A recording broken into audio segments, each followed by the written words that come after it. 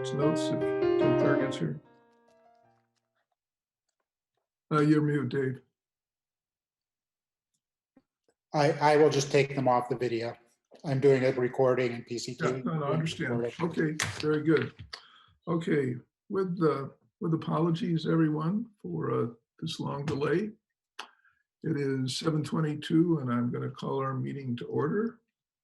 At the good suggestion of the community, going to have a 15-second moment of silence for the police chief, David Lutz, who has passed away due to an accident. And he's a former captain at our El Granada fire station and a valued local resident. So just have a moment of silence.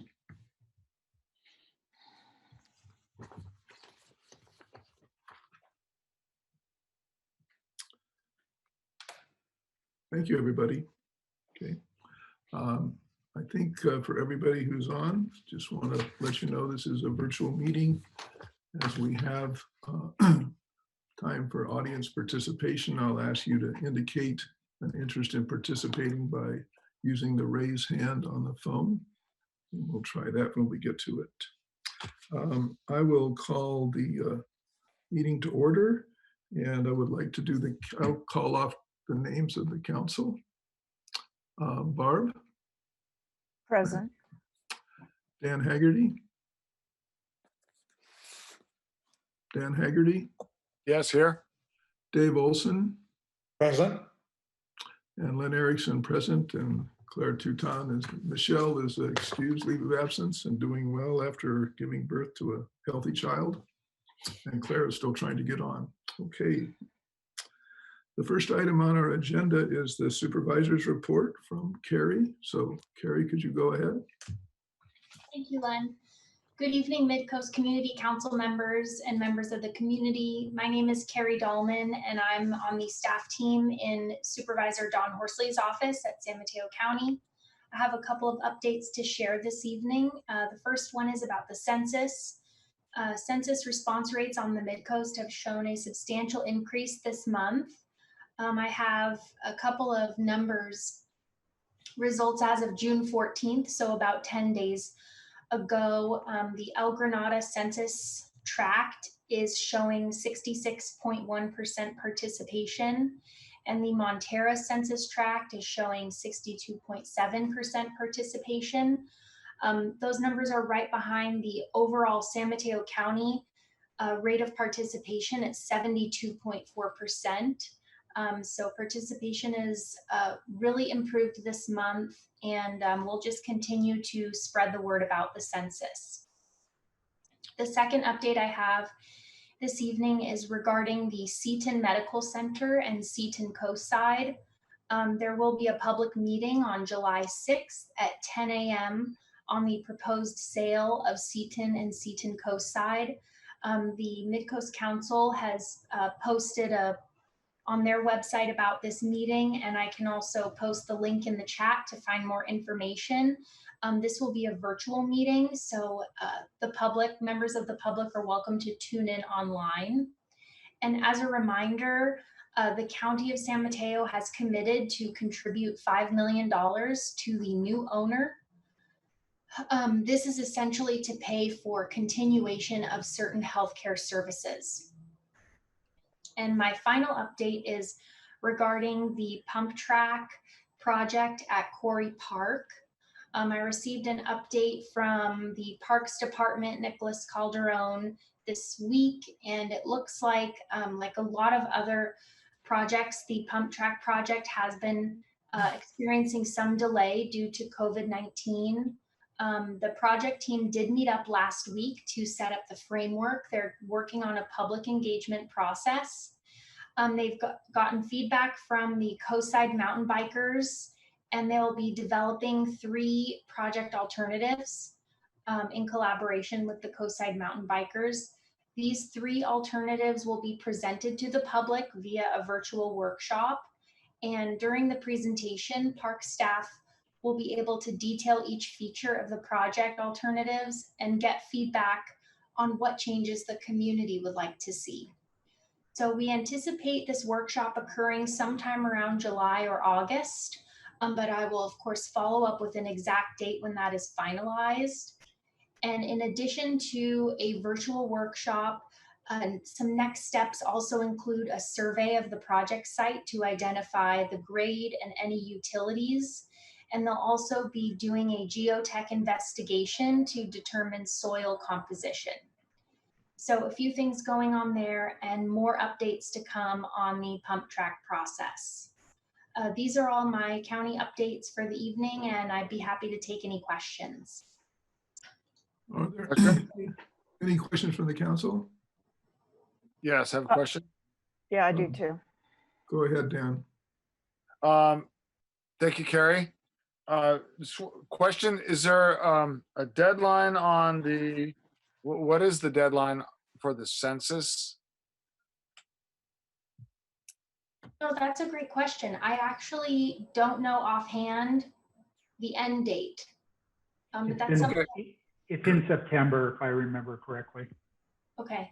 And if you could give me a little background, I thought that the county was going to purchase Seton Medical Center. Is that true, or did that get changed? So the Board of Supervisors did hold a study session on Seton Medical Center and Seton Ecocide.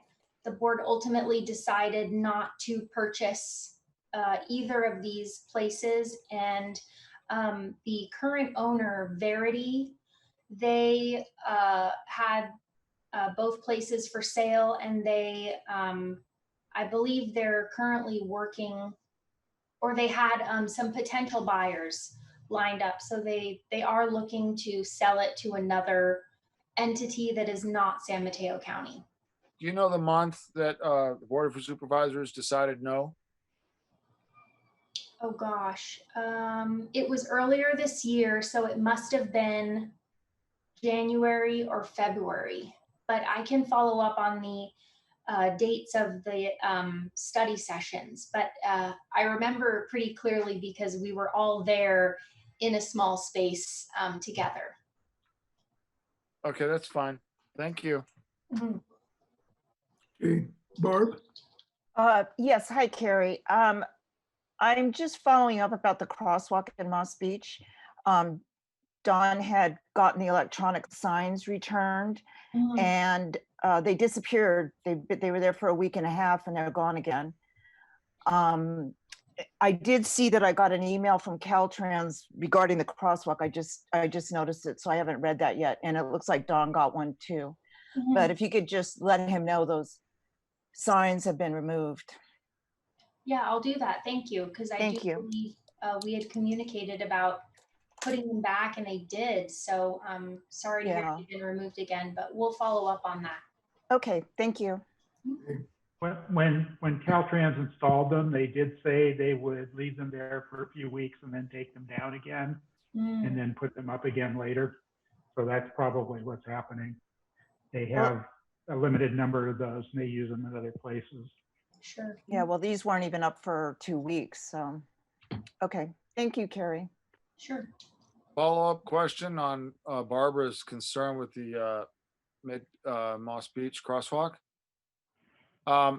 Very early on, I suggested the having the flagpoles or the flags at each side. I actually was gonna try to throw them up myself. Never did. Curious, they're there now. Some people are using them. Curious to hear some feedback. I've heard some stories, but curious to hear some feedback. Was that something that Caltrans put up or another member of the community put up? And also, Why don't you let her answer? how is the community,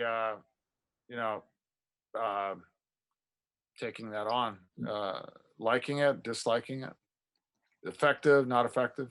That's a great question, Dan. I was not aware of the flags. I'm not sure if Caltrans put them up or someone else did. I have seen those at school crosswalks, and they can be somewhat helpful in grabbing people's attention. That's something else I can follow up on as well. And I think also just asking around anyone that we know that uses the crosswalk, how they might perceive that to be an effective tool. There were comments on Nextdoor that it was a private citizen effort. Okay. Actually, it was Caltrans that put them up. Oh. Yeah, it's their flags. Okay. Does anyone else have questions for Carrie? Well, I just finished my comment that I think that it's better than nothing. I think that well, if Caltrans did put them up, maybe a little small sign for instructions how to use them, hold them up high when you're really, really ready to cross. And if you're standing on the side of a road waving a flag, traffic should slow down, in my opinion. Okay, thank you, Dan. Okay, I do not see any other public officials who are here today. So the next item on our agenda is public comment for items not on the agenda. If anyone has such comments, please raise your hand on the screen. Lisa Ketchum and Sid Young. First of all, I have recognized Lisa Ketchum. Thank you. Can you hear me?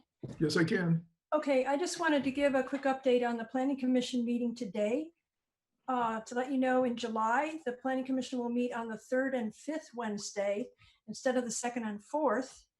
The July 15 agenda will include the continuation of the March hearing on Moss Beach on the missing along highway access. Could you repeat that again, Lisa? You broke up a little bit. Broke up. The July 15 agenda of the Planning Commission will include the continuation of the March hearing on Moss Beach Chevron, missing landscape buffer and block long highway access. I don't have any details on what the redesign might look like, but that's the date. And Director Monowitz also reported that the Board of Supervisors would consider the Cypress Point LCP amendments at their July 21st meeting. That's the Board of Supervisors. So that's all I have. Thanks. Thank you, Lisa. Okay, next, Sid Young. There she is. Hi, Claire. Oh, there. Am I unmuted now? No, I might have muted myself. No, you're unmuted. Just a second, Claire. I'm unmuted. Okay, I Claire, didn't do welcome. anything different. It just finally worked. So here I am. Good. Welcome to the meeting. So we are in the middle of public comment. Okay. Go ahead, Ann. Or go ahead, I'm Sid. Okay. You can still hear me, right? I can, yes. There were two people talking for a minute there. Well, I've been following the CAL FIRE thing with, I don't know, I think Don Horsley mentioned it on the last Connect the Ecocide Zoom call, but I've been following it because I was more concerned about our evacuation routes. So I know when I talked to CAL FIRE and Barbara Matthewson, they said they were working on it. And then Don Horsley mentioned that Zone Haven, which is an evacuation platform, it's sort of like software driven, is going to be rolled out this summer. So it's late June. I'm kind of thinking, before we have fire season upon us, maybe we could get the CAL FIRE Division Chief, Jonathan Cox, to come and give us a presentation about Zone Haven. And I'm not really even sure what it is. I know it says that it's a comprehensive evacuation planning and management thing, and it has emergency evacuation zones, and it will enable the fire client chiefs to get their evacuations ordered to the public quicker and provide live evacuation information to the public, but didn't say how, or how do we hook up to that, etc. So I would either like him to come and give a presentation to the MCC, because it sounds like it's a CAL FIRE driven thing. But if anybody knows more about it, it would be great to hear about it sooner than later. That's my public comment. Thank you. Great. Thank you, Sid. Okay, next is Ann. Go ahead and unmute. Thank you, Ann. Thank you very much. As you know, I wrote an email regarding the June 8th minutes that I did not make a comment that Cypress Point would create a ghettoization of Moss Beach. I never said such a thing. I find it highly offensive. I did talk about segregation, economic inequality, and racism. I stand firmly for rights for all people and equal rights. So I just wanted that record. Also, I participated in a town hall meeting with Congresswoman Jackie Spear and a renowned diversity training specialist, Dr. John Gates, today. I asked them both a question, and I quote, "I am concerned that 100% affordable housing developments cause segregation, whereas mixed income housing, which is market rate and affordable together, create equality. What do you both feel about this?" Both agreed that mixed income housing should be the standard.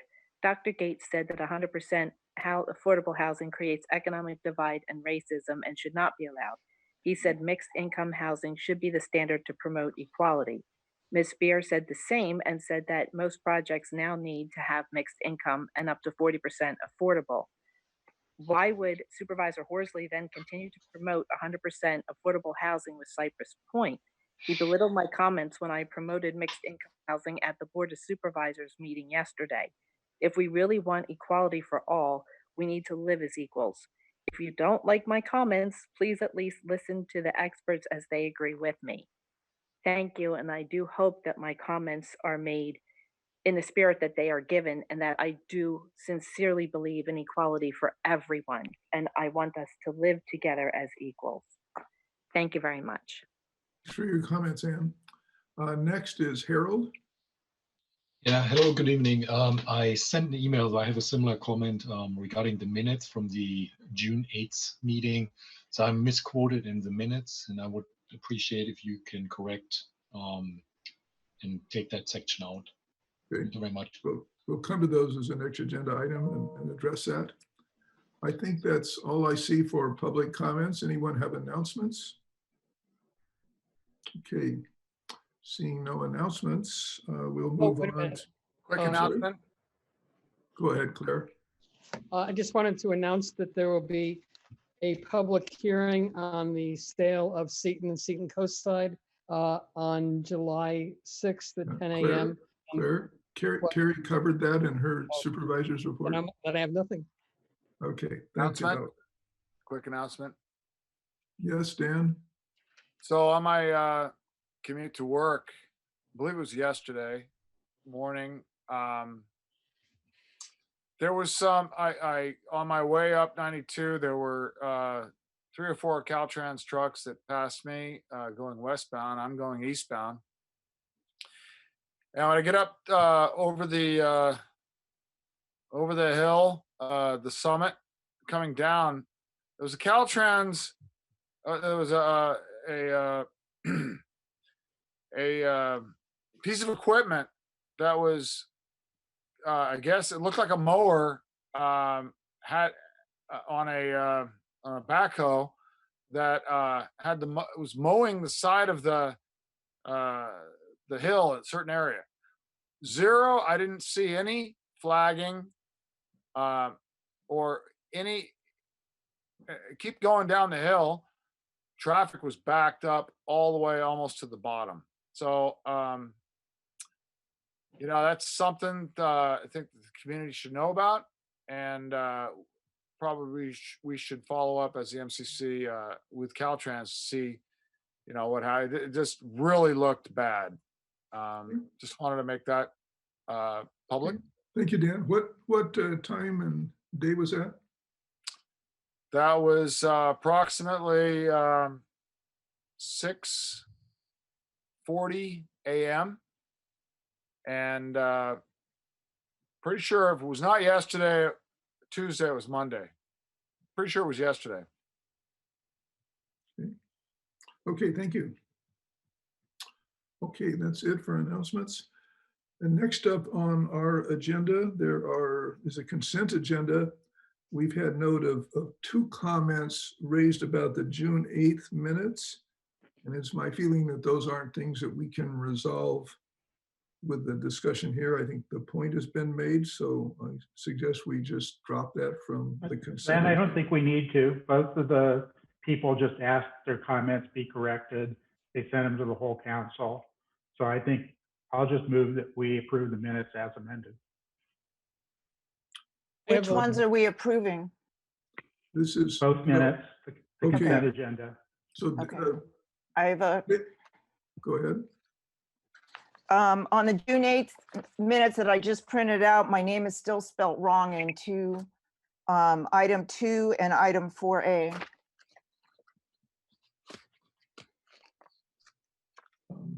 I'm I thought that got corrected.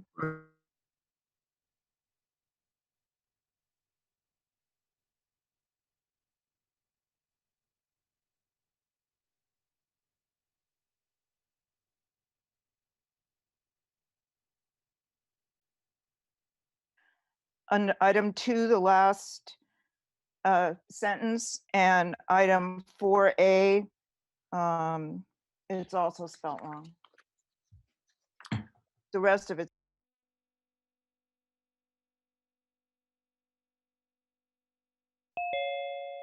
To the public that I understand their notes are there, but I would prefer, given the sensitivity of some of those, that we just redo them and pass those to those people and then bring it back to our next meeting.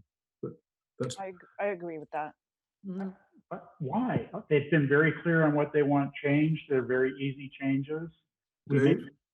amendments That's- like that all the time. Understand. Okay, well, I made a motion. Is there a second? I'll second. Okay. Hello? Yes, Dan? Okay.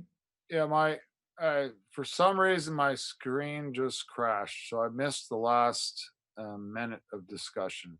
We're discussing the minutes. Dave has a motion to accept the consent agenda with the understanding that corrections put forward by people will be addressed. And that's been seconded by Barbara. Okay, so are we discussing now? Yeah, I think that we should just have I it think- written and corrected. I and agree. So if we have to postpone approving these minutes, that's fine with me. Dan, could you please listen? Listen, the motion's on the floor. Dave has put it forward. Barb has seconded it to accept both. What I suggest is if you do not want to do that, we'll vote on that amendment and we'll vote on that motion and wouldn't be voted down or up. If we vote it up, we'll just move ahead. If we accept it, if we don't, the motion can be made just to accept the minutes for May 27th. So Len, am I allowed to discuss that? You cut me off. Am I I'm allowed just to trying to make it discuss? clear what's on the floor now, Dan. Go ahead. I understand what's okay. All right. So thank you. You're welcome. In my opinion is that we should postpone and approving these minutes and, actually allow the community to read the minutes as they will be approved, Right. as opposed to Okay. saying, oh, just, we'll take care of it. Don't worry about it. So I Okay, want Kevin. satisfaction for the community. Dan, I understand. I'm trying to move ahead for the vote. If you would like to only approve the May 27th, then vote down this motion and we'll have one to just accept the May 27th. Yeah, I So- understand. There's no Well- contentions to the May 27th, so I'm Okay. okay with approving that. So Claire, could you call the roll for the acceptance of both minutes? Well, no, let's do it separate, please, So Len. Dan, this motion has already been made and seconded. We have to go ahead and vote on it. I'd like to make an amendment then. I don't. Dave, okay, You we state the Let's motion. just moved and seconded. do Dave, this do the you want to easy accept way. an amendment? Let's Excuse do it me. the easy way. Okay, so the way to do this within the rule of order is if somebody wants to remove something from the consent agenda, they simply ask that it removed from the consent agenda, and we discuss it at the end of the meeting. So are you asking that we remove the June 8th minutes from the agenda? I mean, for the Yes. consent? Mhm. Okay, fine. So now the motion is to approve the consent agenda, item A only, the May 27th minutes. Okay, very good. I'll Claire, will you second. call the roll for that? Yeah, I didn't quite understand that This is Claire. Let me explain, just so everybody, we have removed the June 8th minutes from the agenda. We're Yes. now voting on the amendment, on the motion to accept the May 27th minutes. okay. Barbara, Yes. Dave, Yes, Dan, Yes, Len, Yes, and I say yes too. okay. It's 5-0. Okay, then the approval of the June 8th minutes will come as the last item on the regular agenda.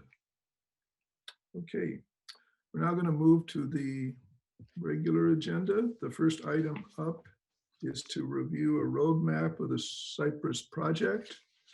Dave, if you can display this note. Okay.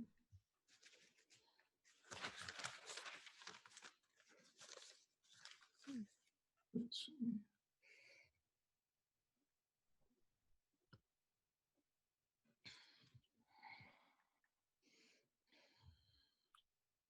Will you be able to get it up, Dave?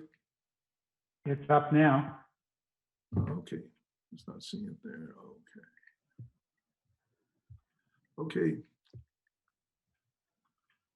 So I put this together because there was various levels of confusion about where we were at or the next step. So I'm just going to read through this directly.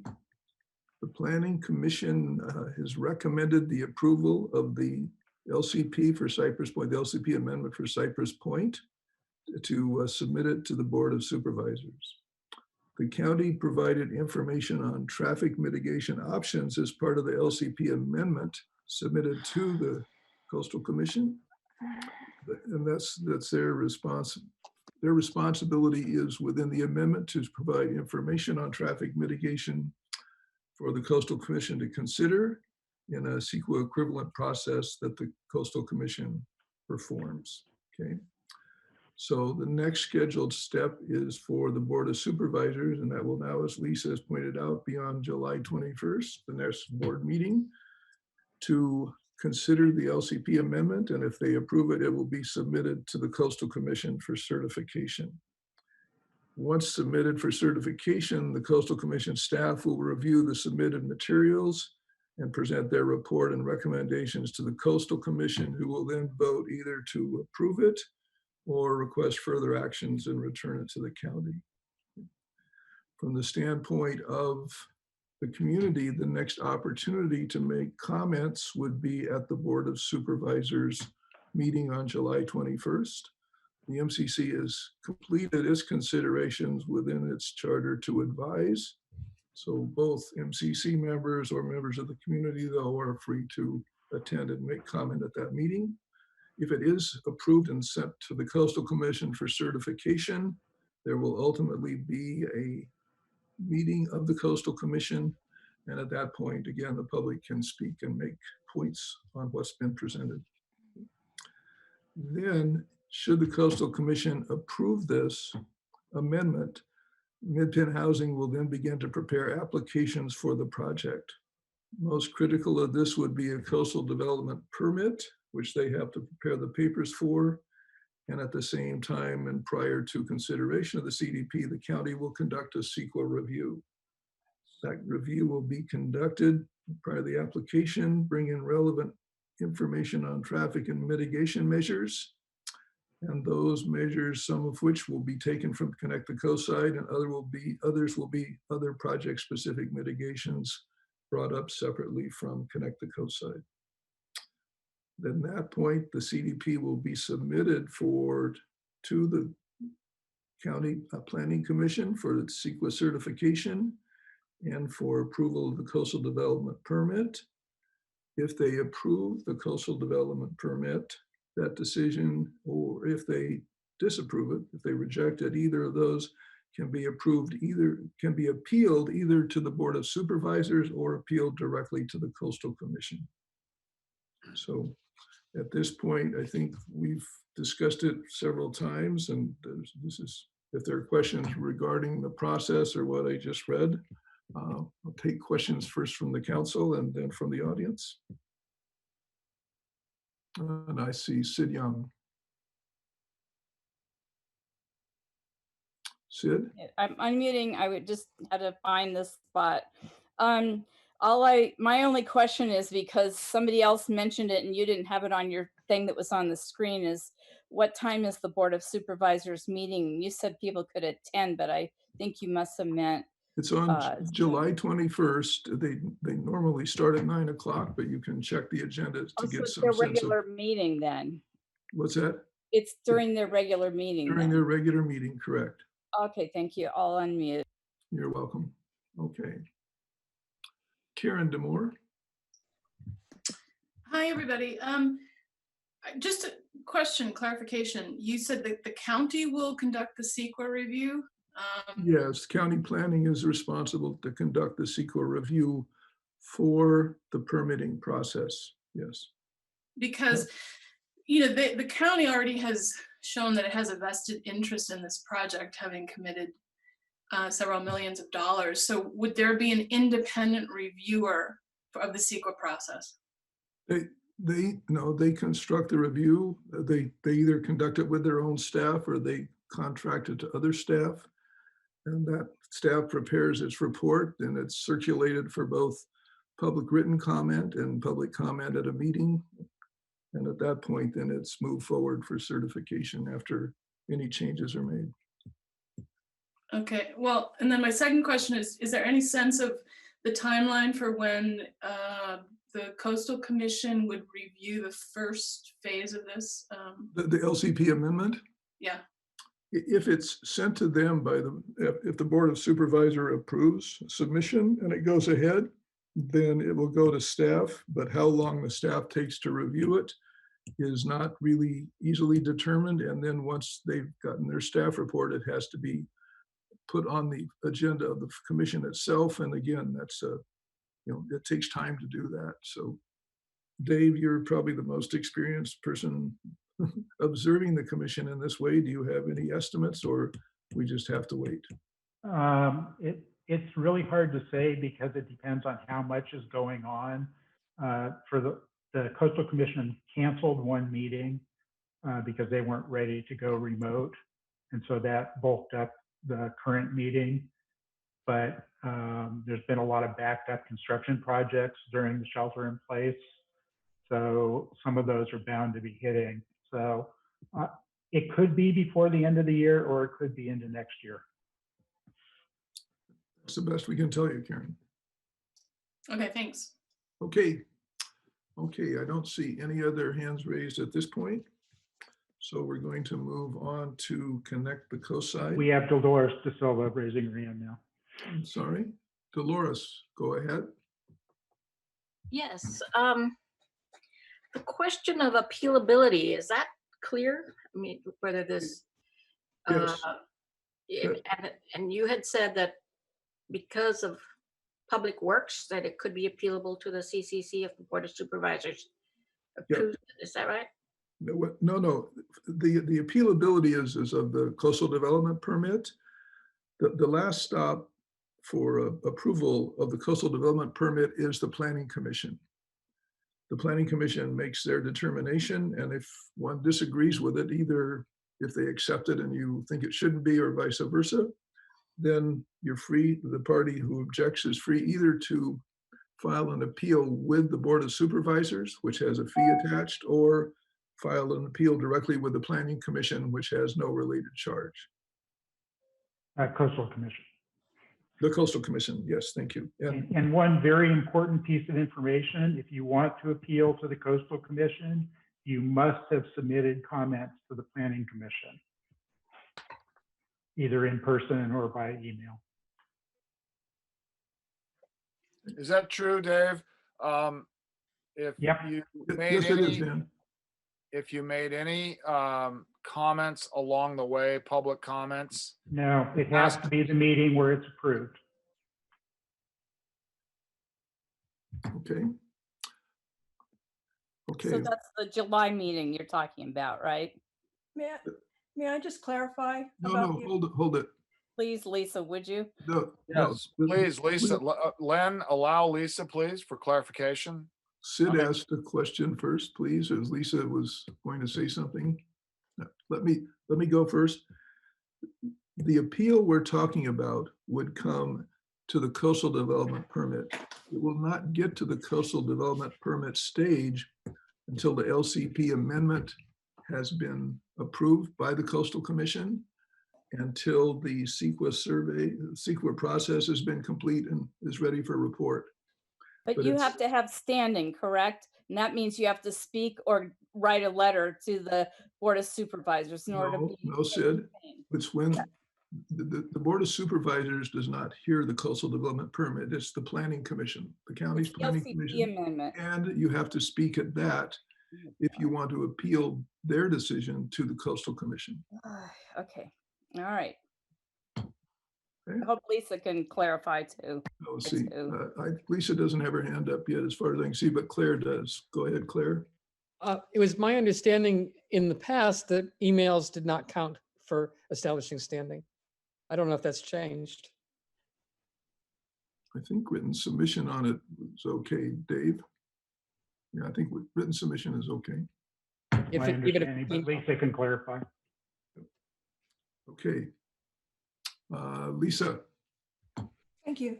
So to establish standing for an appeal to the Coastal Commission, you need to have submitted your comments to the decision-making body as an individual. In other words, if you're on the Midcoast Council and you have not ever commented as an individual, you don't have standing to appeal. And of course, the Midcoast Council cannot appeal any county decision to the Coastal Commission. And does that answer any confusion?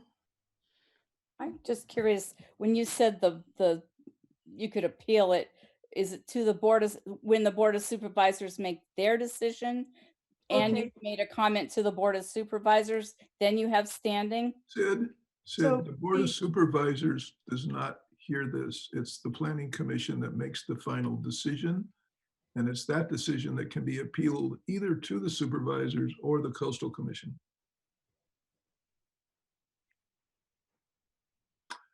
Greg Diegas has his hand up. Yeah, I wanted to clarify. I spoke at the Planning Commission hearing in Half Moon Bay in January. I'm unsure of the date. And I also attended the Zoom call with the Planning Commission at their last meeting. But you'll recall, if you attended, that they limited comment to a narrow scope. So my question is, do I have standing because I attended one or both of those meetings and spoke? I also submitted an email for January. Do I have standing? I will let Lisa comment further, but I believe you have to speak to the process that did the approval, and that would be when the Planning Commission hears the presentation to request an approval of the coastal development permit. So that's a meeting that has not yet occurred. Lisa, can you confirm that? Yes, basically this first phase is an LCP amendment, and there's nothing to appeal there. It hasn't gone to the Coastal Commission, and the Coastal Commission will make a determination, and you can't appeal anything to, I mean, it's, you know, your avenue on this first phase one is to, when it is on the Coastal Commission agenda, you comment directly to them on their staff report, same way you would do at the county. So it's not an appeal then, it's they're hearing it and you make your comments to them. The second phase on the CDP, the Planning Commission is the decision maker, so you comment to them. And it is a good idea to submit written comments to be sure that you comprehensively cover all the points that you may want to appeal. And then you have a choice if you want to appeal. You can appeal it to the Board of Supervisors and following that to the Coastal Commission, or you can appeal direct to the Coastal Commission. Okay. Thank you, Lisa. Dolores. You're still mute, Dolores. Lisa covered what I wanted to check. Okay, that answer's been addressed. Okay, very good. And can I ask Lisa to clarify the email Sure. issue? Mhm. Oh, whether an email comment serves as established standing? Yes. Yeah, I would think so. I mean, you can easily turn that into a written record. Okay, thank you. I mean, technically, if you go and speak, that establishes standing, but it's just better to have your points laid out, because when you make an appeal to the Coastal Commission, you can only appeal items that you had a problem with, so you need to state all that while the local decision maker can address it. Thank you. And, Okay. and emails have been used as the basis for appeals a number of times. So unless something has changed real recently, that's good enough. But it has to be mailed to the Planning Commission. Yeah, that's, I think, a key point, that the addressee should be the Planning Commission, or in this case, yeah. Okay, we're going to move then to item 4B on the regular agenda. We're already there. On this item, we're going to consider the virtual meetings.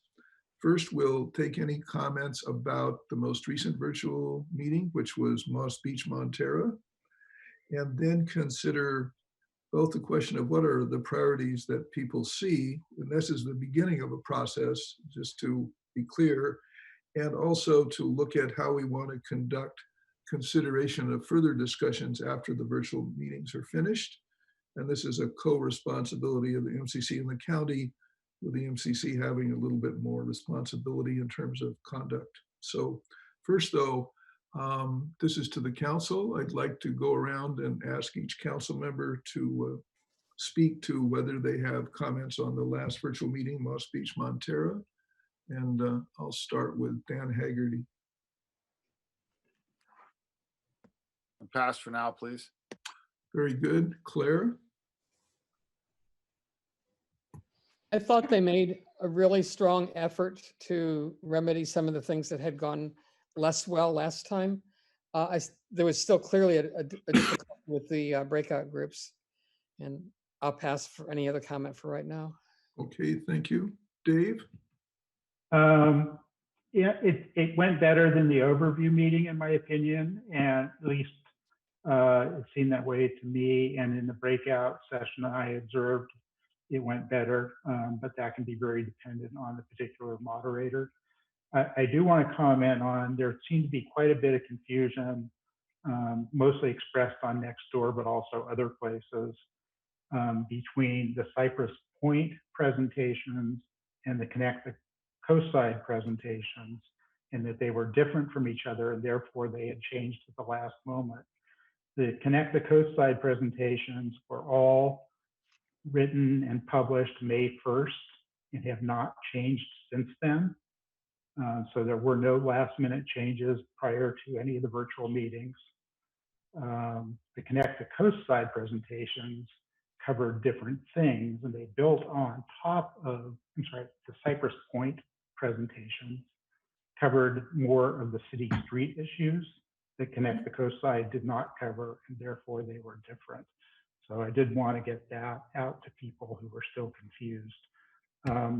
It was clear that a lot of people were not happy with the virtual meeting, and particularly the shortness of the breakout sessions and the brief brevity of the report outs. And some people felt that the report outs were not accurate. And I haven't seen the transcripts of the breakout sessions yet, so I can't comment on that. Dave, have you seen the comments from the breakout session from the first meeting? No, I haven't seen anything published. No, those have not been published. I haven't seen anything. Sorry, I haven't seen anything published either. And one of the things that I was speaking with the county about is to make sure that we did more of a global Zoom interaction, because I was in a breakout session with somebody who couldn't answer any of my questions. And my idea is, if the county can answer everybody's question correctly, just like, Montera, they had like a big rate increase. And it was a very sensible meeting where everybody was online. There were 50 people online, and people would ask questions, and then, you know, it would satisfy maybe 25 or 50% of the people that were, you know, viewing. And at the end of it, they passed the rate increase, but nobody liked it, but they at least understood why. When you do these breakout sessions, you can't see what people are thinking. You can't see what your neighbors are thinking. And I don't think that's right. As an instructional designer, I don't think it's a great way to get information from one person to another person. Thank you. Okay, I was going to answer the other part of the question. So the videos of the 2 existing sessions are published. The transcripts are not. The county did say they were going to answer questions from the breakout sessions that they were not able to answer, and that may be why those transcripts are still delayed. Okay. Okay, next is Sid Young. No, I'm a council member. I haven't gotten to Oh, I'm say sorry. anything yet. I'm sorry, You didn't pick me. Absolutely right. I'm sorry, my bad. Barbara, go ahead. Thank you. Well, I agree with everybody else. The meetings were a little bit better, but again, the breakout sessions were not very good. Although we had somebody writing down the questions this time, but we were focused on 2 or 3 questions and we couldn't vary off of them. And then there's so much false information out there. There's a couple that live on Sierra Street up here that think Carlos is going to be shut down to everything and become recreation. There's just so many, and that's just one of the things I heard, but the community is not liking these Zoom meetings. That's what I got. I was in a meeting with 4 other people that live here, and they're all frustrated. So that's all I have to say about it. Okay. I will. Len? What's that? Len? Yes, I have Dan. a comment. Yes. So I want to say that I agree with Michelle Dragoni and Barbara. You know, the breakout sessions didn't work for me in the sense that you know, you're just not really able to understand the details of the community's concern. I want to say that, you know, at issue, at least to me, it seems like the highest priorities are roundabouts versus traffic lights in Moss Beach, and then the changes to Carlos Street seem to be the top concerns. I want to say that, you know, as far as roundabouts, you know, I think it's pure madness to think that roundabouts will work. You know, there is so much traffic now. Most of it, you know, well, when it can go at high speed, it goes at high speed. There's a lot of moving traffic, a lot of volume. I guess that's probably the more accurate description. A lot of volume of traffic, and to think that we can slow it all down to 15 miles an hour or 0 and not have enormous backups, I think is madness. I think that, you know, haven't heard back from Joe.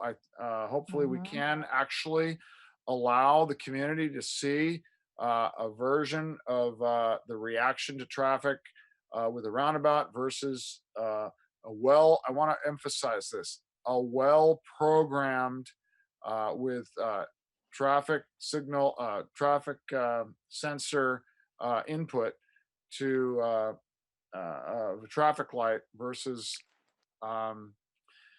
roundabout. I want to also say that I want to ask, you know, regarding the videos that were published and the transcripts, how would one find? I haven't seen the videos. How do we do that? Can we say that? Can we just let everybody know how to find? They're on the Connect the Coast Side website. I'll look it up and I'll paste it into the chat. You can also go to our website, Dan, and get a link to the county's Coast Side website. There's a direct link. Thank you. Okay, thank you, Dan. Okay, I'm going to go to the community now. First would be Sid Young.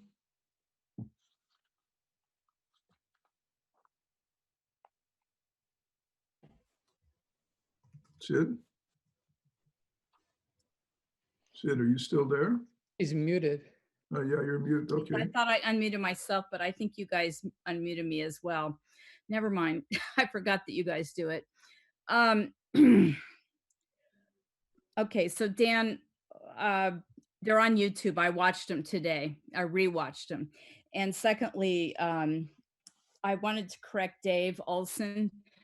He mentioned something about the Connect the Coast side is not at all connected with the Cypress Point. And I have to tell you, I've probably watched it 3 times now. When Joe Leclerc came and gave us gave you guys the presentation on 527, it was talked about the potential phased transportation projects and recommendations for Cypress Point. So it was really more about Connect the Coast side until he got into the part about where they're going to put in, sharrows on the unmaintained county road of Sierra and all kinds of crazy stuff. Anyway, long story short, it is confusing, and it makes it even more confusing when people are talking and you can't write it all down fast enough. So that's why I watched that thing. And by the way, it's on your website too, I think the PDF for his talk that he gave us. So anyway, and now I would like to talk briefly about the Connect the Coast side Zoom meetings. I was I think maybe Claire was in my group this time too, but the other participant, the one and only other participant, couldn't get her microphone to work until the very, very end.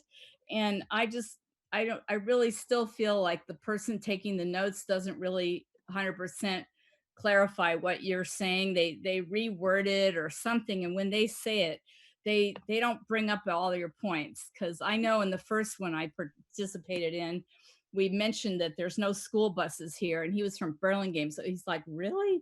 And then he didn't mention it when he gave his recap. Same thing about the at the very end, I said that they should have a sidewalk leading north from Cypress Point along Highway 1 as part of the mobility part of Connect the Coast side, so those kids can get to school. Anyway, I'm just very unhappy with the whole Zoom meeting and Connect the Coast side, where they get to ask the questions and they write them down and they read it back the way they want to. I honestly think the Midcoast Community Council needs to have their own community meeting, or we should put out a survey of our own. I hate to say it, but they're from over the hill. They don't even know. I bet you whoever put together the thing Joe Leclerc presented about putting a bicycle sharrow on Sierra Street didn't even go up there and take a look. But one of the planning commissioners went. Sid, you're coming up. It said no county. It said N County Road. I don't even think the county knows that's not a county maintained road. So that's the end of my comment. Thanks. Thank you, Sid. I agree with Sid. Okay, thank you. Greg Diegas, you're next. Let me clarify, Len. This topic is about what we thought about the meetings, not all the details of roundabouts, right? Correct. Okay, so I'll just try and say it succinctly. I question the legitimacy of these meetings. Okay, I really think everything people have said about them being potentially manipulative, even if they're being held in good faith, they're paying a lot of people money to attend these meetings. People aren't getting to hear each other. The right way to do it is the painful way that here at the MCC, and as Michelle mentioned, at Montero Water and Sanitary District, they had a 5-hour meeting and they heard what everybody had to say. So I just, for the record, want to say that I don't think these are legitimate. I understand COVID-19 had made things difficult for everybody. I understand that Zoom meetings can be a useful supplement to in-person meetings for people who maybe have transportation issues, but this is not a valid decision-making and community engagement process because of what I'm seeing happen. I heard less than 15 minutes of community comment in those meetings. And I was listening to myself for some of that time. It's nothing compared to an open meeting. Thank you. Thank you, Greg. Next up is Lisa Ketchum. Hi, thank you. The January 22nd meeting at the Half Moon Bay Library on Cypress Point was 3 hours, and it was well attended, and everybody who wished to speak spoke and was heard, and everybody in the room heard them. And I told the county that was the example. This is what people always ask for. And I was optimistic that the Zoom meetings could accomplish exactly that. You would have a presentation, and then everybody that was on the call would get to speak and we could all hear them.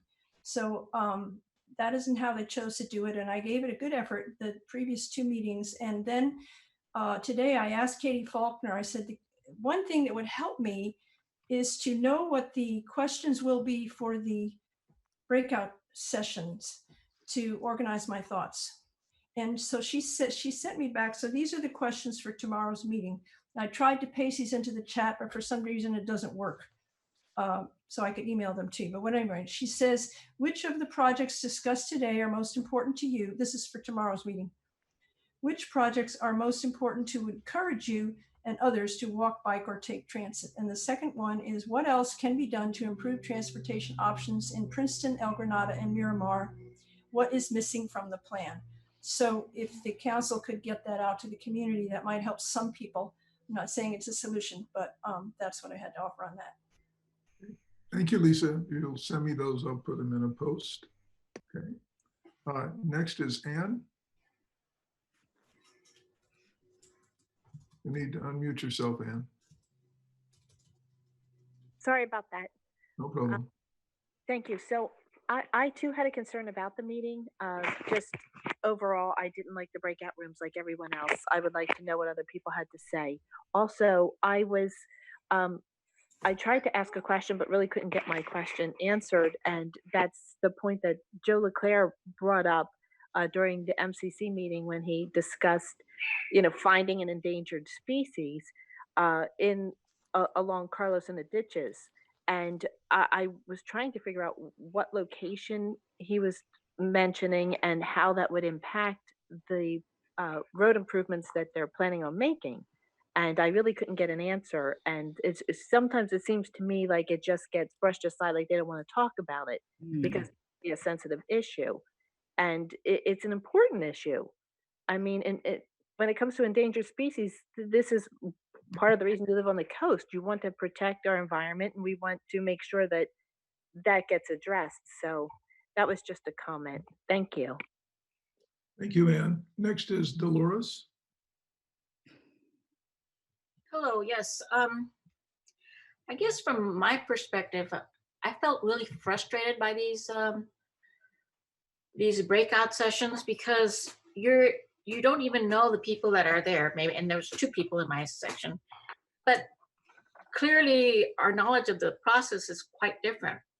I mean, it was the fact that you don't cover the side streets wasn't stated in my session. The fact that that there's real problems with the whole sewer infrastructure and the potential for roundabouts. The county hasn't admitted it in public. I mean, I only know about it because I listened to the MWSD meeting, and it's a serious question mark over the whole roundabout issue.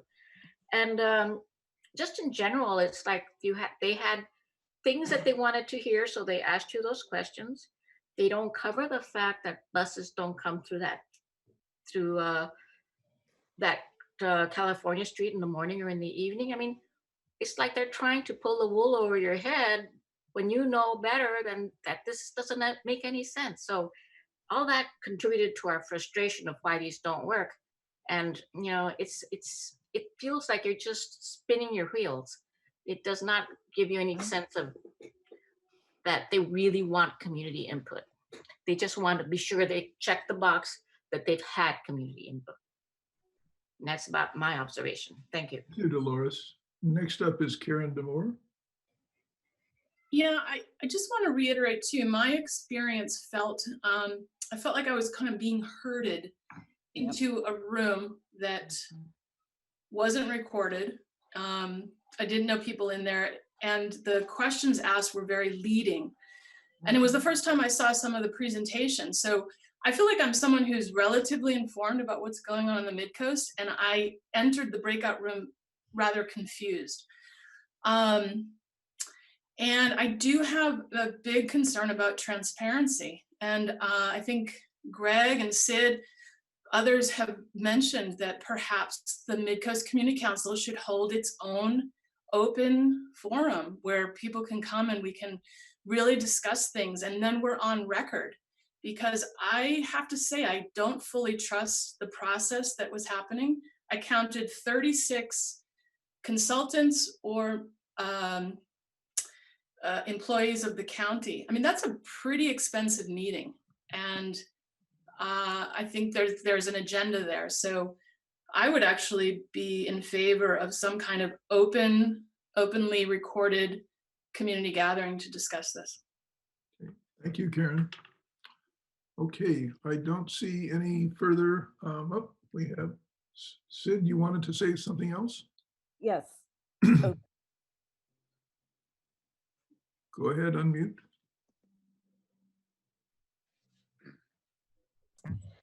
Okay, I think I'm unmuted now. Yes, you are. I really do feel that that is their process, is to divide and conquer and not let us ask questions. Even when we had the original meeting at the El Granada School, they just had people taking down notes and they never gave us the answers, except maybe 2 months later, I got some written answers for the whole meeting. But there's a lot of people, of the members of the public, that want to have answers now, not down the road. So, and that's not just about Connect the Coastside, but you know, and the Cypress point as well, which it does seem like they're marrying those two projects, even if Dave Olson thinks they're not. So that's all I have to say. I really hope the MCC will, or maybe a group of us that's not the MCC, will go ahead and have a local meeting. Okay. Next is Kimberly Williams. Hi, can you hear me? Yes.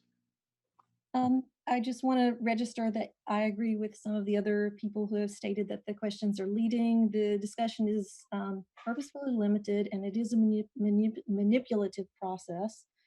I think it is partly that way because people do have limitations of time. For my experience for this meeting was better than the last meeting, and my breakout session was markedly better. I had a great facilitator who did report back fairly accurately. So I think that probably varied across the breakouts because the first meeting I attended was horrible. And none of the comments that we made was reported back. So I guess what I would like the MCC to ask the county is to actually be more transparent, to acquire more data from the public and come at it from a data perspective so that you can actually share that back with the public, because the public is not seeing that. And it makes the process very onerous for us, but it's also very onerous for the county. And the last thing I would say is that perhaps we might think about what we can suggest to the county on how to handle these kinds of discussions, because over the years, they get quite emotional and difficult for all of us. And if we can figure out a way to suggest that we can approach them where it makes it easier for both sides, that would be a win-win for us all. So maybe we need to put some time into thinking about what that looks like. Thank you. Thank you. Okay, next, Dan Haggerty. Yeah, so, you know, during the meeting, they said that, the county said that every question in the chat would be answered. So I'm looking, you know, you said that it's available, everything's available on the less a transcript, everything's available on the MCC website. I'm not finding it. Can you help me find it? It's not available yet, Dan. They promised it would be available. when it is available, we'll put a link to it on our website. Okay, what is available to date? Just the videos of the meetings Where- and themselves where- without the breakouts. And I'm not finding that. Where? They're not, I put them in the chat session. But it should be on the MCC website as well, No, it's not on the MCC website yet. but it will be Yeah, after the third meeting. after the third meeting. Not what? Why do we have to wait? We don't have to. I just chose to. Well, I think for people that cannot attend, that are interested, I think it should be available as soon as possible. Well, you can get to them from the Connect the Coastside website too. That's how I originally got to them. Yeah, I went there and I didn't find it. Okay, and we can help you offline. Well, help the community, not just me. We can put it on the blog post as well. All right. Okay, thank you, Dan. Going forward, there are two other parts of this. I'm sort of going to group them together. One is, and many people have spoken to this, to get input on what our priorities are, particularly with the meeting just finished. And to that end, we did receive one input from a community person with special credentials. This is Lisa Ketchum, and that's been posted for this meeting and available on our website. In terms of her thoughts, primarily with regard to Moss Beach and projects there that are tied to Connect the Coastside. But at this meeting and afterwards, as we put out our minutes and notices, want to let the community as a whole know that we're interested in receiving input on thoughts about the projects, priorities, etc.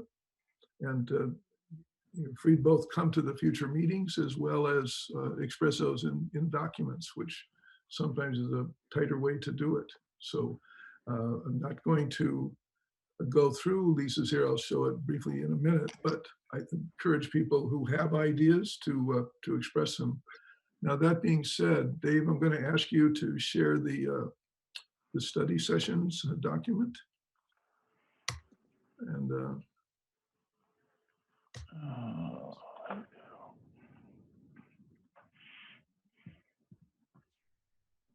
is that the one you want? Yep. Let's see. Let me see it here. Okay. Hold on.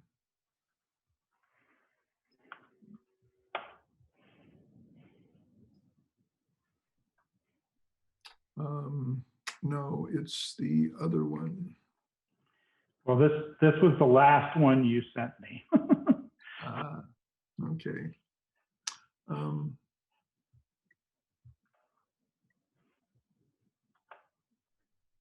Oops, no, it's not. Sorry. Okay. My mistake.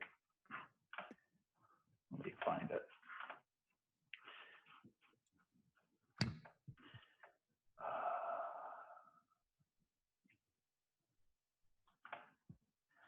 Go ahead and start talking. I'll find it. Okay. So two things. At our next meeting on July 8th, this will be after the 3 virtual meetings are done. We can hear both comments on the last one and overall. But in addition, there are important topics tied to the Connect the Coastside study that have not been covered at all. One is land use, basically handling land use policies to help keep development to a recognized build-out maximum. Other is the use of a delay index as a means of measuring traffic flow that has been put forward in there and has some value, especially for our type of roadway. And second and third, there are sections that relate to Highway 92, which is not covered in either one of our 2 virtual meetings that are on local issues, but have centered on the immediate Midcoast. But Highway 92 is also part of Connect the Coastside. So I feel it's important that they give presentation to us about those, so they'll come to do that. But more important, and let's see, is this up now here? I don't think so, yeah. Still don't have it there. Well, the bottom line here is In setting up meetings, the next step after the virtual meetings is to hold study sessions. And in discussions with the county, we talked about having 2 sessions as we get into to August. That would be driven probably more by the MCC, but a collaborative effort. And also there are 2 dates before that that are not regular MCC meetings where we have the opportunity to hold our own study session meetings. And still working to get it up, Dave? Yeah, I seem to not have your final version, so I'm just going to share the one I've got. Okay. The bottom line is, after our meeting on the 8th, we have the opportunity to have study sessions, and I feel the best day for those are the Wednesdays. So basically, looking at every Wednesday after the July 8th meeting as a candidate beyond the meetings we already have scheduled on a standard basis for special meetings. And I think we should take advantage of that. I agree with what people are saying, that in terms of the management and direction of the Connect the Ecocide meetings, without a good understanding of the local community and some of the issues that can be hard to effectively facilitate a good discussion. I think as comment has been made about the MWSD meetings, which were centered on very specific policy question and trying to bring the community together, and I think showed that large Zoom meetings could be both content driven and successful. And I think our MCC meetings, as we've dealt with this, have brought broad participation. We've had on occasion to come together to come up with a specific email to put forward, a letter in the case of the Planning Commission, but more particularly to have a process that can respect the input from everyone. So this will be a particular topic of discussion at our July 8th meeting, which will deal with final reactions both to the virtual meetings as more information presentation from the county, but most important, to put forward the organization of our study meetings planned. So I just wanted to, in response to what people have asked for, that's our opportunity to do what you're requesting. If there are any questions, I'm sorry, the slide isn't up there. I tried to make it fairly direct, but basically that puts the ball in our court. And so that will come forward at the July 8th meeting. Len? Yes, Barb. I have a question. I guess I'm confused. We're going to have these study sessions with the community? Yes. Well, and anybody from the county, or it's just the MCC and the community? No, I expect we'll have support from the county as well. But so how would that be different from what we are already doing? Well, we can organize it and lead the discussions. But yeah, I wanted to say on those, so go ahead. Go ahead, Dave. I wanted to say that before this round of Connect the Ecocide meetings, that we had asked the county to let us have more input in how the meetings were run, because we have had issues with the facilitators they've hired in the past. And apparently facilitators like to use tools, and the tools have been more disruptive than just calling on people and having full public meetings. And we can all sort of understand why that might be. The county turned us down. So as Len says, this would be a chance for us to run the meeting in the way that we in the community think is useful. So I do support that effort. Okay. So yeah, it sounds like a good idea. Okay.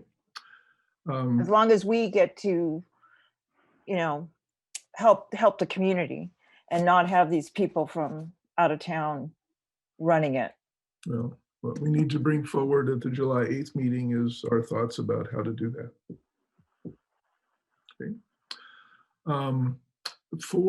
In terms of the request for specific ideas and input, Lisa Ketchum submitted a memo on that. And if you could put it up, Dave, I just wanted to briefly look at the first page or two. Sure.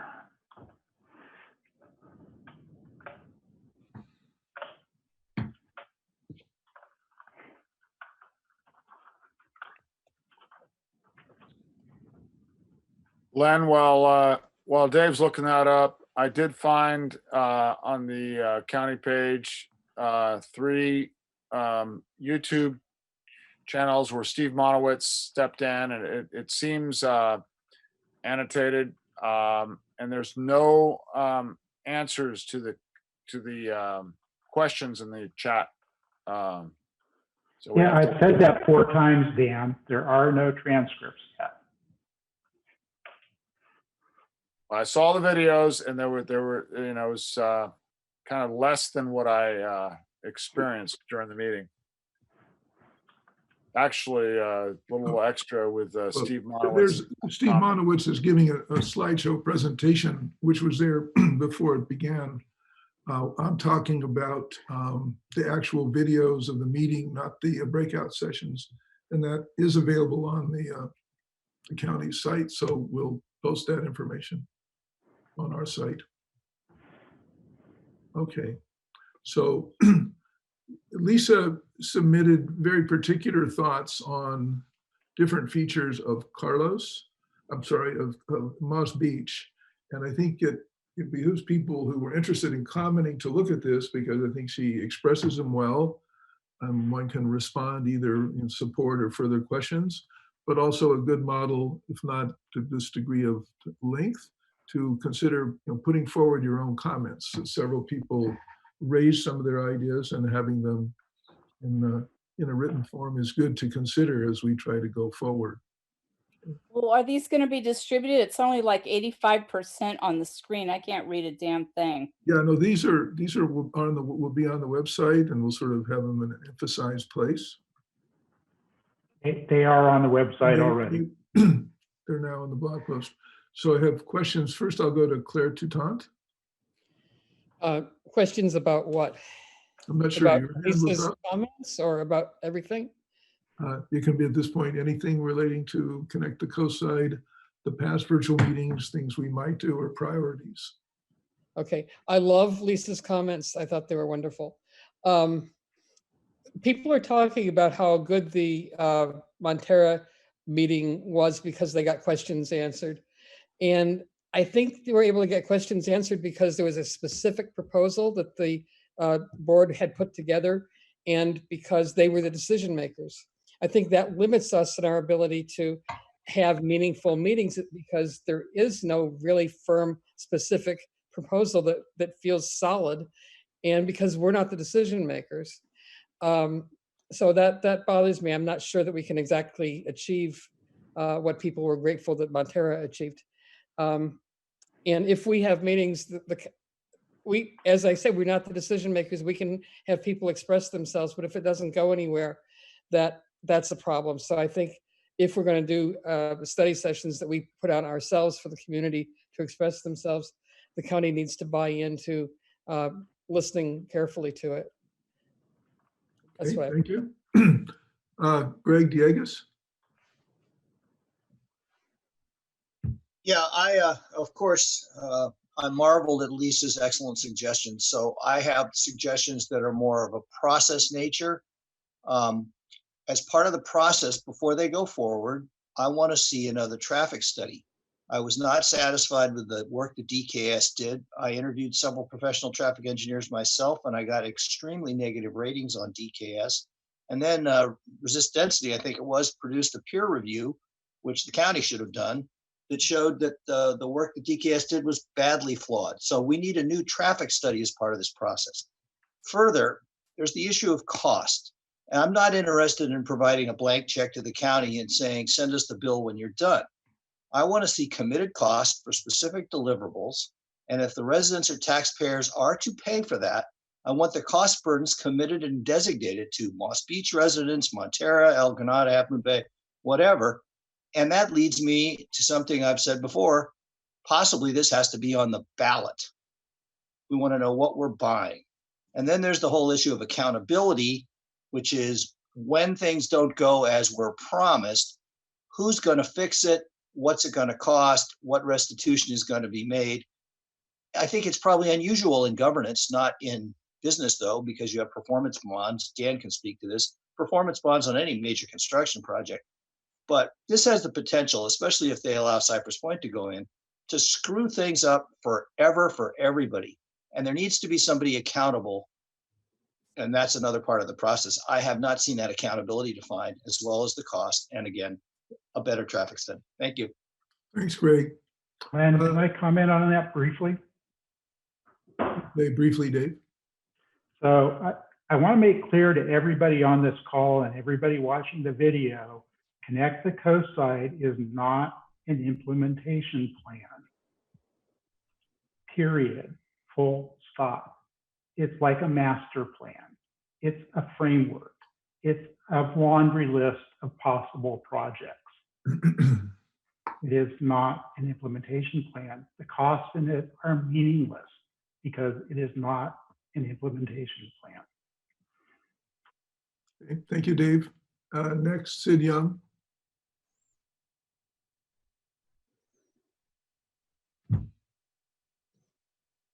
Still muted, Sid.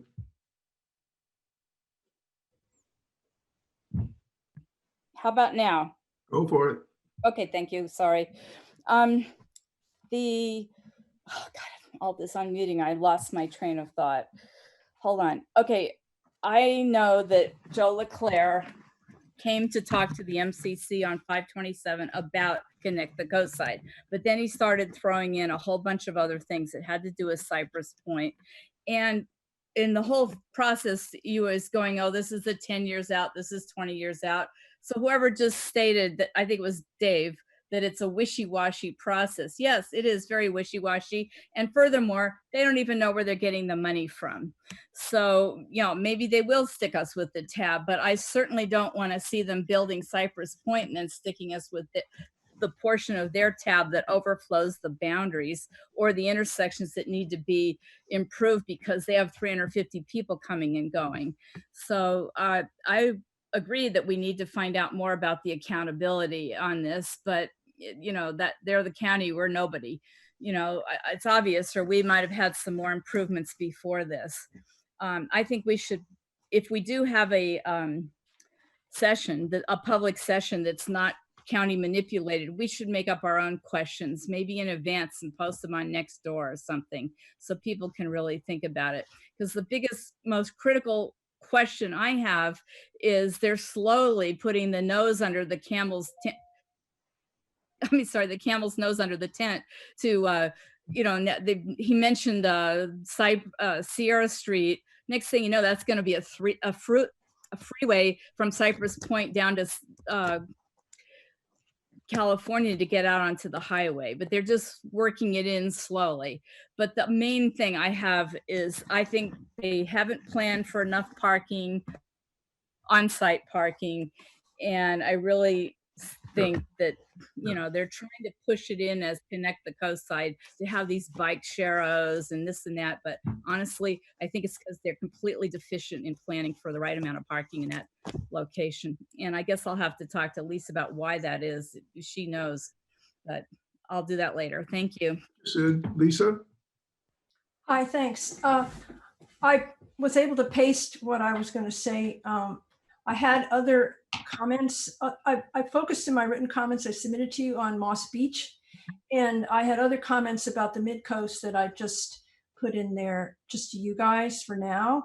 On Montera, the turn lane at 8th Street is from the Safety and Mobility Study. On Cypress Avenue, I brought up the people are concerned that Cypress Avenue wasn't addressed in this, and I pointed out that it's in Plan Princeton.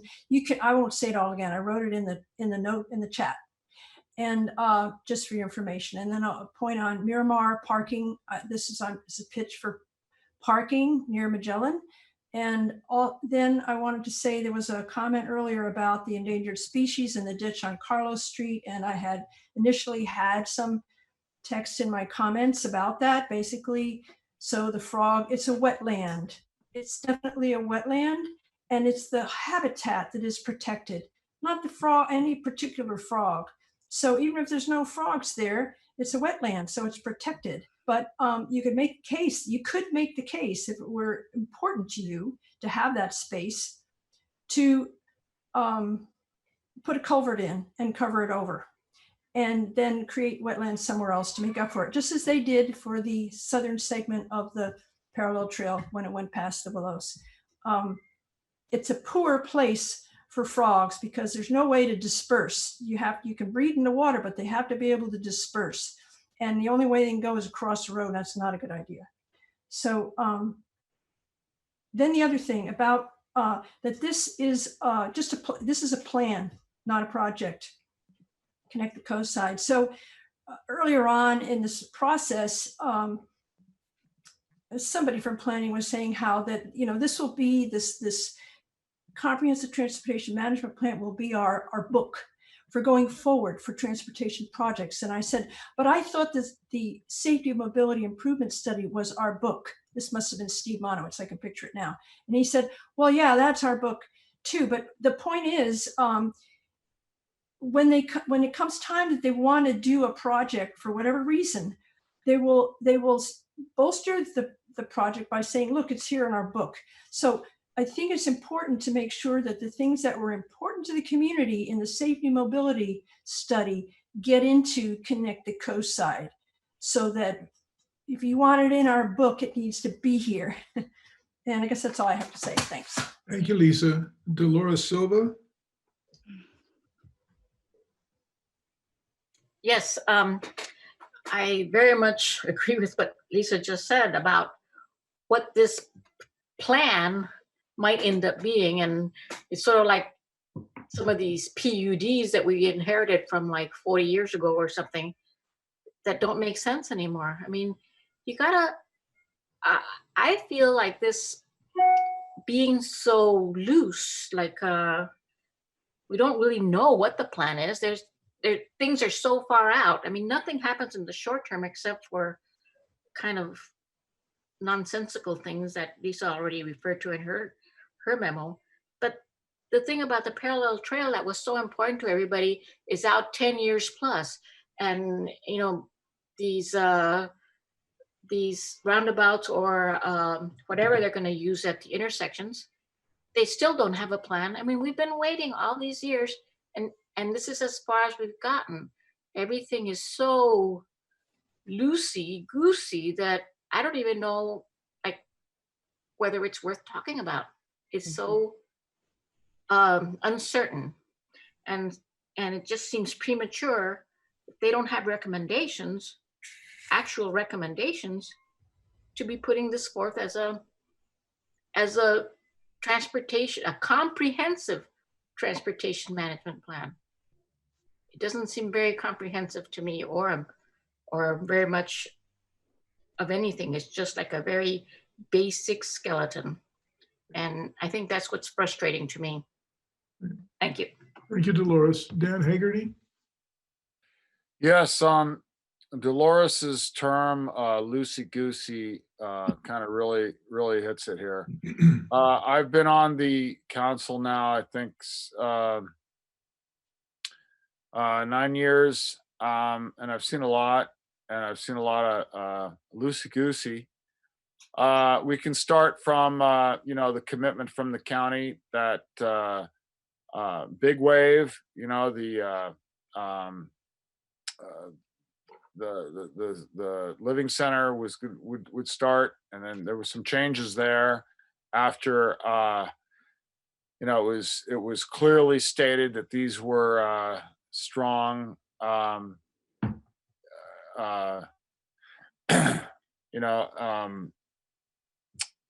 guidelines that they big wave was to follow.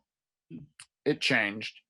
We can also continue and talk about back and forth with the roundabouts versus the lights, which Joe Leclerc mentioned a few months ago. Yes, expect changes to what we're being told by the county to be, set in place. So Yeah, loosey goosey is a good term here. And I'm just telling like the community to be vigilant based on all of this. Okay, thank you, Dan.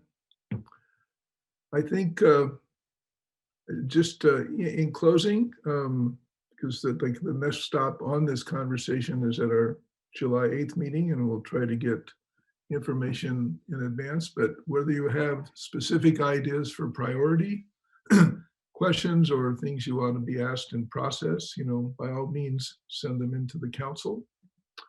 From a priority standpoint, though, I think what is first and fairly foremost in everybody's mind would be the question of the intersections in Moss Beach.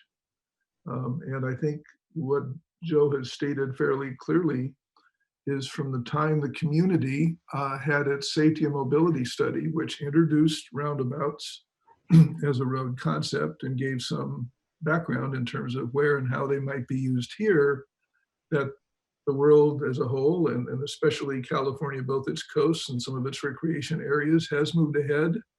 And there are numerous roundabouts in play. There are other communities have decided not to go that way. But Caltrans itself basically has defined a very specific process to look at that. And what that brings to the community isn't really loosey-goosey. It says an intersection control is now needed, and you have one of two options. You have control signals or you have a roundabout, and have a process for walking through that review. And when it comes to that point, it's not loosey-goosey. And that's probably in the next 5 years. So I think we should consider that near term. Thought to what to do with that. But so with that note, also the crossings. And I think really roundabouts or stoplights at either end of Moss Beach, either way, helps dictate the kind of crossing strategies you can put in place there. And those are, right up with the crossings themselves, priorities for the intersections themselves, the priorities. So I think we have to find what we think is very much at the top of the list. Okay. Len, can I interject? You can follow me. Go ahead. Yeah. So, I really think that it's Caltrans and the county's obligation to really educate the community before the community decides which is the best option. And everybody knows that I've asked Joe Leclerc to present with Vism software to give an eagle's eye view of the impact of both a roundabout versus a signal that could be best programmed. And I have witnessed this software, this presentation at a Caltrans presentation regarding the Pacifica Pedro Point Creek bridge rebuild. So, I think that really there should be some education to the public, to the community before a decision is made. Okay. And you And yourself, I have not seen anything to date. I think there's numerous pieces of education on the MCC website about it in other places, but I take your point. So thank There's you. comments, but really no pros Thank and you, cons. Dan. JQ. JQ also? I mean, I'm unmuted. You're unmuted. Go ahead. Yeah, I wanted to say also that I think it's important at some point for us to focus on what we want to get out of the Connect the Ecocide study that really has nothing to do with Cypress Point, because we obviously have a lot of needs right now that I think should be the first priority. And one that stands out to me that has been a problem for years is having safe crossings on Highway 1. Mm-hmm. And I think when we talk about the intersection control evaluations that the Caltrans is going to do, I think that's going to be years out. And I think we should actually focus on getting those safe crossings done now, having crosswalks put in, the modern ones with flashing beacons, so that people can cross the highway safely. And obviously at California, it's 16th Street, perhaps the bridge there. I like the idea of doing that bridge just a little south of 16th and on 2nd Avenue in Montera. And once we get those, I think we should also consider removing the crosswalk at Virginia Avenue, which I don't think is safe at all. And it wouldn't even be necessary if we had one in California. A second priority to me is completing the parallel trail between Montera and Moss Beach. This is something that's been on the books for years. It's something that I think the community as a whole has been pretty much behind. And the kids really have to have a safe path to school. I mean, it's really ridiculous that they have to walk out onto the highway to go between Montera and Moss Beach. And then another one, quick fix, is I think we need to make Carlos Street at Highway 1 a right turn only. And that should be done fairly quickly. The other things I think are going to be further out. Like I said, Caltrans is going to take their time doing these intersection control evaluations. And I think they do need to redo the one at Cypress because it's been several years now since they did that one. And it probably needs to consider the planned Princeton project. Okay. Anyway, that's what I have. Okay. We have basically the Connect the Coast side as far as its project reach goes. In terms of the east side, it doesn't really go beyond Carlos, which is in places the parallel trail. So when you go above that, those are not Connect the Coast side projects. Okay. So look, I think we've had a lot of input here and recorded interests, and we'll be pointing toward the next meeting to provide a roadmap for where we go after the virtual meetings and a plan. I'll close this item. The third item on the agenda, and we have to decide whether we want to take it up at all, was we received from the supervisors a note on the 2020 as a year of focus on equity.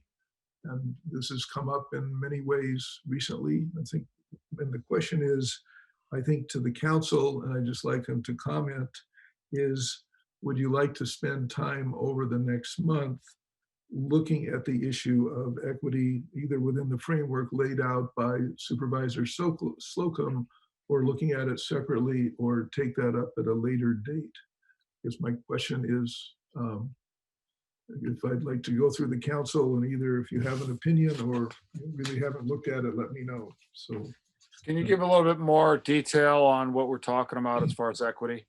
I would, we sent to you the letter received from Slocum. Can you just go ahead No, I and can't. summarize it so that the community understands, please? No, I really am not in a position to do that, Dan. I expect the council to have looked at it and know whether they think we should be spending time in the Yeah, next. well, there's community members on the call tonight. So Please, would you just, I have no idea what he's talking about. Nothing. What do you mean equity? It's on the website. The county has put it out in their newsletter emails as well.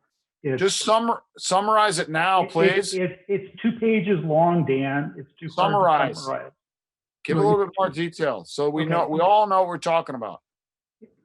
Dan, we expect when you come to the meeting, you would look at least at that item and. It's not about me, Len. It's about the community. It is on about you the community.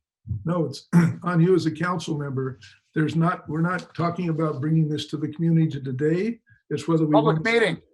Dan, it's whether we want to spend time discussing it further. And I think how many people feel they're not, really ready to even discuss it at that level. So I would take Dan in that category. What about you, Claire? You're mute, Claire. I was mystified by the letter that we got from the supervisor. To my one sentence takeaway of the letter is that he wants, the county is making it a priority to make sure that people are included in the processes of the community, regardless of race, gender, et cetera, and proposing that each census tract put together a review of how well people are included in the community in which they live.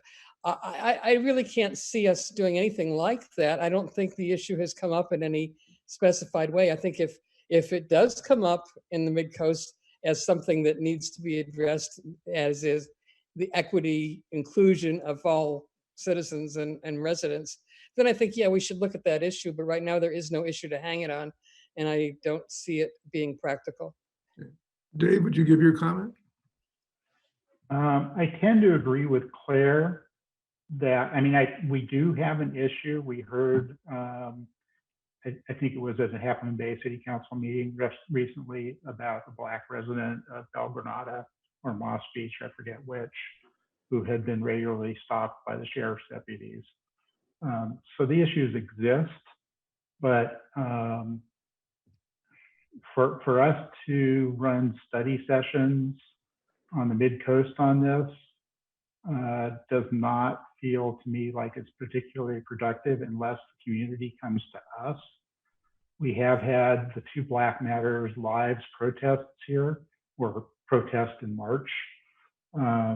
Clearly people are supportive, but they don't seem to be raising it as a local equity issue here. We have equity issues here. I have no doubt about that.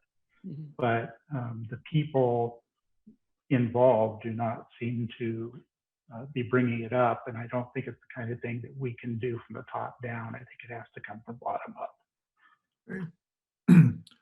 Barbara, anything to say? You're mute, Barbara. Can you unmute Barbara? Frozen. She's frozen. No, she's not. Barbara, are you able to unmute? Yeah, can you hear me? I can hear you now. Okay. I agree with both Dave and Claire, so I don't feel we need to take any action. Okay, I mean, I put this here, the supervisors, send it forward to us. I think it's an important area or issue, but I agree with what's been said, that I don't feel we're in a position to, to clarify or move forward. And to your comments, Dan, I think they're representative of the fact that it's not something that we can answer your request to simplify it and bring it forward at this point. So I'm just going to leave it on the table for now. Okay. Okay, can I just say something quickly? Sure. Yeah, so, if it's a Black Lives Matter issue, I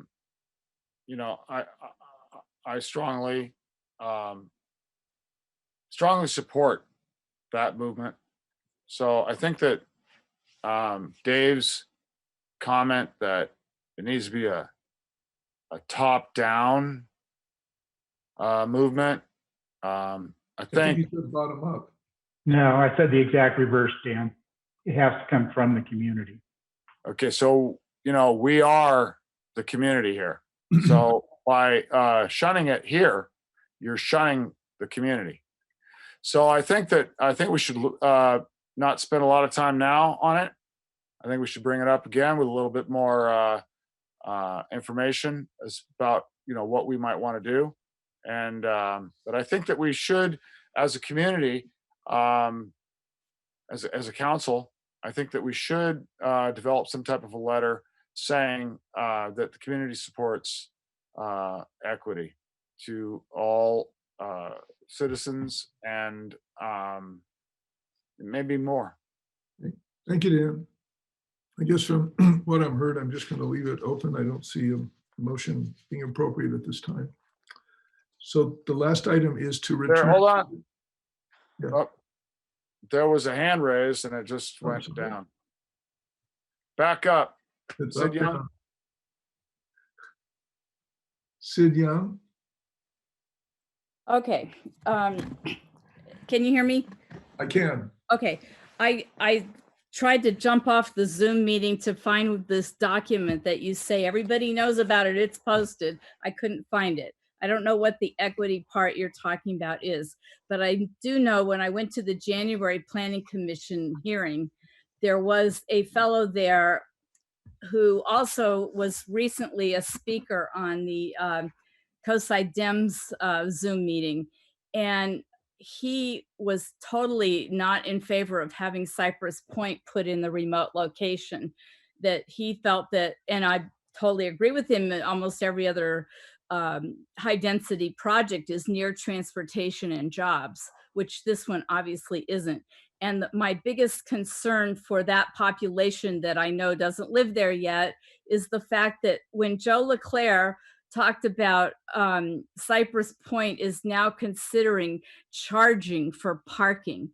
That those residents that are going to be stuck there in that low income, wasteland, far from everything. I live in Moss Beach since '88. I have to drive 14 miles round trip to the grocery store. It's just, he is, I don't know if he lives in Pescadero where he lives, but he made it sound like he would rather see that in a better spot. And that's maybe what you're talking about with equity. We don't give a voice to those people all the time. And maybe, if it's something you guys are trying to get done by census tract, or if you just want to pay lip service, do it. That's your business. But, maybe it should be more locally centered around census tracts. But who even knows where the boundaries are for those? Do you? I mean, look up a map easy enough. Somebody mentioned census tract. But So the census tracts are Moss Beach, Montera, and El Granada, Princeton, and then there's a separate census tract with unincorporated Miramar. Okay, and a little bit of incorporated. Sorry, and Princeton would be part of Moss Beach, correct? Because that would include El Granada. No, it's in the El Granada census tract. Oh, well, I'm sorry, but I'm pretty sure the manufactured home park is in Moss Beach. No, we're not even really worried about census tracts. That was just a construct that the supervisor included in his letter. Threw it out, and yes, that Sid, low income. Sid, That's the only part of the community that is low income and might need to have some equity, right? I'm trying to answer you. I'm sorry? I'm trying to answer you. Yeah, but you kept interrupting me. So if you're talking census tracts, it needs to include Pillar Ridge. Thank you. Pillar Ridge is in the Moss Beach and Montera census tract. It's not in Princeton. Okay, thank you. But it's irrelevant. Okay. Because you're just going to pay lip service to this. We're not doing anything. Okay. Yeah, exactly. Okay, thank you. Len? I'm closing this item. Len? Yes, Dan. So are you open to opening this discussion again, or do you want to just close it for good? No, I just left it on the table. We didn't have an action item to vote on here, but I think there's interest and we didn't bring it to a point. So, okay. The last item we moved to the end of the agenda was to reconsider the minutes for June 8th. And I guess either there are two options, either to approve them with the comments that have been sent into the secretary, or to ask the secretary to redraft, to share that redrafted item with the two community members who had concerns, and then bring it back to our next meeting. You want to go around the group? I'll speak. So, who would you like to go first, Lynn? I'll go. Go ahead, Barbara. Okay, I'd like to ask that the minutes be changed. While we were doing this, I re-listened to Anne's comment, and this is almost exactly the opposite of what her intention sounded like to me, the way I interpret it. And Harold brings up some good points about what went on at the meeting when it was his turn. I'm curious, we were going to put his study that he did on our site and put it in the minutes, and then it turns out you, Len, decided that wasn't appropriate, or? That's correct. Why is that? The things we weren't discussing at the time, it wasn't at all clear from what he gave us, and it would fit better in where we're going, where we've asked for input about Connect the Coastside going forward. Okay. No. Well, then can he just have his, like he's asking, his comments to be deleted, because he didn't have technical difficulties, we did. Okay. I looked at the file and I had difficulties looking at it, but Claire, what is your preference? I see both requests differently. I apologize to Anne. I did not mean ghettoization as a pejorative. I meant it as in isolating people off from other parts of the community. I should have been more sensitive to that. And Anne did make a fairly clear statement tonight, I think, about what she meant to say regarding inequality, racism, and segregation being possible outcomes of having non-mixed income housing. And if she agrees with that, I'd be happy to substitute something along that line. The question is whether we make a motion to accept it based on your understanding of what needs to be done and approve it, or have you make it I have trouble with integrating Harold's requests into. Okay. So I suggest then we let you work on it further and then come back to the next meeting. Okay. I'll help you if you want. Okay. Thanks. Okay, we'll take that approach then. Thank you. Okay, since this got pulled from consent, we need to officially table it then. Okay. Make a motion to table. Someone. I'll make a motion. I'll second that. Table. Please call the roll, Claire. Barbara, Yes. Dan, Yes. Len, Yes. Dave. Yes. I vote yes, it's 5-0. Okay, thank you. Okay, under council activity, any correspondence or meetings attended to report on? Dave? So I attended the Half Moon Bay City Council study session and the following regular council meeting. The study session was on the Sheriff's Department and policing. I believe Claire attended that as well. It was a mixed bag from my perspective, and I think a lot of the community saw it as a mixed bag. The sheriff has implemented 6 of the 8 can't wait measures. 2 of them, which included one of the more important ones about use of force, are still pretty wishy-washy. And so I think that's going to be an ongoing issue for us as well as Half Moon Bay. Half Moon Bay had this study session not only because it was apropos, but because in the regular council meeting, they approved the contract for the coming year with the Sheriff's Department. They went ahead and approved that contract, but they set up an ad hoc committee to re-examine the contract and see what they could change in it. So there's a pretty good article about that in the review for anybody interested in more details. But it was a start. It could have been much worse. So that's it. Thanks, Dave. Anybody else? Okay. Sorry, I did have one other thing. Michelle Dragney looked up the answer to the census question earlier. The census period, the active census period ends on October 31st. First, okay. Thank you. Okay, as we've indicated, our next meeting on July 8th will be on the Connect to Ecocide, and that's likely to continue into July. Okay, accept the motion to adjourn. I'll make a motion, we adjourn. Okay. Everybody's in favor, so meeting is adjourned.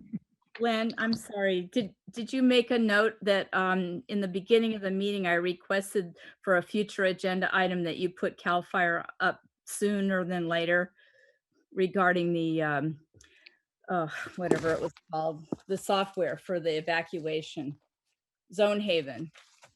Yeah, that's you commented on that in the items not on the agenda, right? I did because I wasn't sure if I should put it on the other part. I didn't hear you call that agenda item for future.